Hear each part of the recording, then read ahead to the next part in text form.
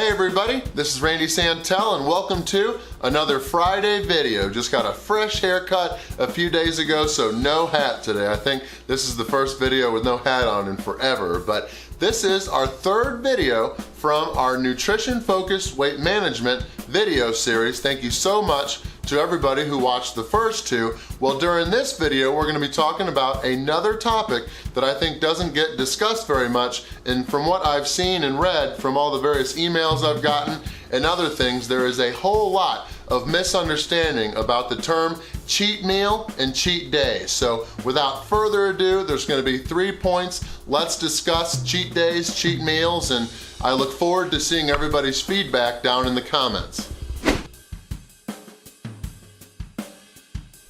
Alright, so these first 2 points are going to be used to literally break down the term cheat meal and discuss what most people are referring to when they use that term. Now, I get into quite a few conversations these days. We talk about weight management and weight loss, and a lot of stuff, of course, gets brought up about diet, and a lot of those people ask about cheat meals. They want to know how to still keep some excitement in their life while still eating in a way that allows them to keep their calories at a deficit so that they can lose weight. Well, they're thinking that the foods that they're eating during that cheat meal, you're thinking that it's basically against your diet and you're kind of cheating on your diet. And the first point I want to bring up is that there is no such thing as a good or a bad food. Now, there are of course foods that are lower in calories. There are of course foods that are higher in calories. There are a lot of foods that are lower in calories with tons of nutrition, and there's a lot of foods that are way high in calories with a low amount of nutrition. I'm sure you can list off a lot of those, but it's kind of like superfoods. That's really a sales term, but there's no real such thing as a superfood. It's just a food that is full of nutrition that is very good for you, but obviously if you eat too much of it, it's just kind of like everything in moderation. If you get on the website that says eat these 10 superfoods to lose weight or do whatever, well, if you only follow that information, you're missing a ton of the pieces to the puzzle you're trying to figure out. Most people, when they use the term cheat meal, they're referring to foods that they restrict themselves from during all the other days of the week. Because many people, they schedule in a cheat meal at some point during the week so that it's something they can look forward to. Well, as you know, there are millions of people all around the United States and the world who have fast food and a lot of these foods almost every day, and they're still able to manage their weight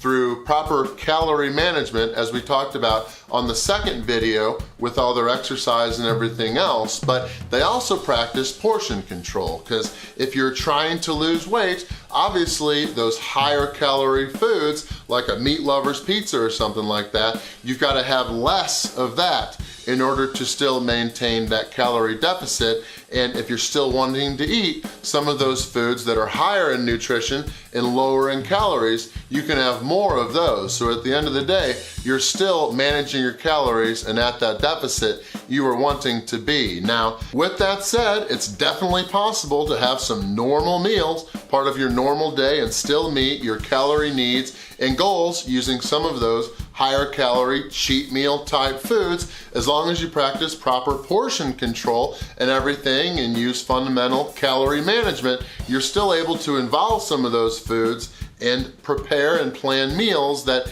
involve them but still meet your goals. And if that happens, then it's not a cheat meal at all, it's just a regular meal. Now, on the other hand, if you take that meat lover's large pizza and you just eat the whole damn thing and get out of control, that's not really a cheat meal at all. And for that, let's bring up point number 2.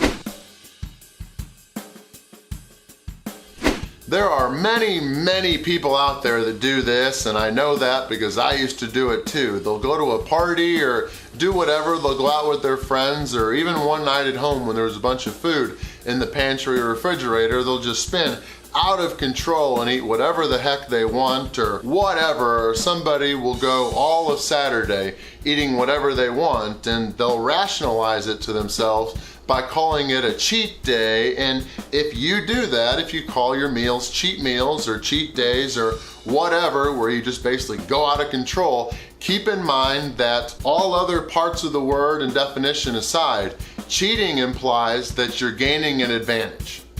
When you're cheating, you're basically doing something dishonest in order to get ahead. My mom's maiden name is Murphy, so my mom's side of the family is very Irish, and we're in a parade on St. Patrick's Day every year. It's been like the last 10 years, and it's always a ridiculous day for me, and I used to call it a cheat day. Well, now I'm not as delusional as I used to be. I call it what it is. It's me getting out of control and practicing no self-control, and therefore I take a few steps back. By doing that, I ruin a lot of the progress that I made the few days before, and I killed all the momentum that I had, so I need to restart everything on that next day after St. Patrick's Day, and I'll be doing that this year too. If you go to the Dogtown Parade in St. Louis, just look for the Murphy clan. I'll be one of the door guys watching over, make sure nobody goes under the truck that's running our float. But yes, if you do a cheat day or anything like that, or refer to your stuff as cheat days, and you know that you rationalize that,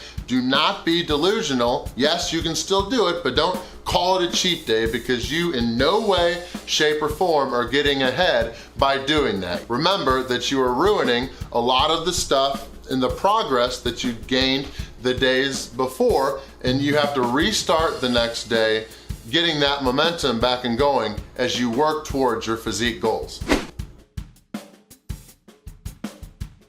All right, so it's time for point number 3, and hopefully you took away from points number 1 and 2 that cheat meal and cheat day is not anything that you need to be using in your vocabulary as you strive to lose weight or achieve your physique goals. The purpose of cheat day and cheat meal, they're YouTube terms that you can put in your title and keywords in order to get more views, which is what a lot of YouTube people do. You don't need to have a cheat meal because you now know that you can add some of those foods that you used to think were part of a cheat meal. You can have them in your ordinary meal, so you just have to make sure that through portion control, you still maintain on track towards those goals that you do have. But for point number 3, the main thing to grasp as part of this point is that cheat meals and cheat days are not at all rewards.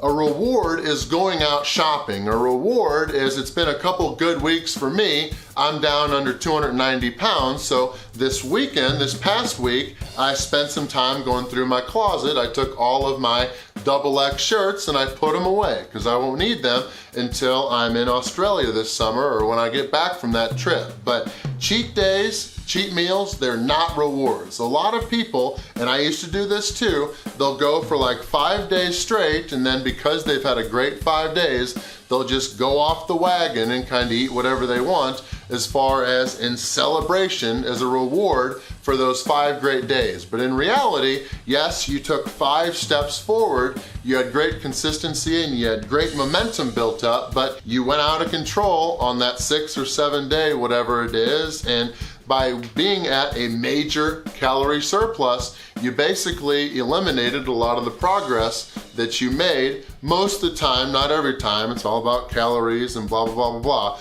But theoretically, by having a ridiculous cheat day, what you call a cheat day, you eliminated a lot of the progress that you made those days before, and you have to restart your momentum that next day. And if you think that is a reward, then there's definitely some issues there. Having to restart everything and get your momentum going again is not a reward.